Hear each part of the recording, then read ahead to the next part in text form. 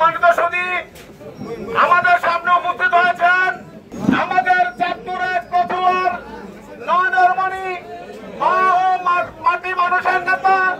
জননেতা জনাব মোশাররফ হোসেন মেয়াদী ভাই উপস্থিত হয়েছেন কচুয়া পৌরসভার সাবেক 2 বারের মেয়র চাঁদপুর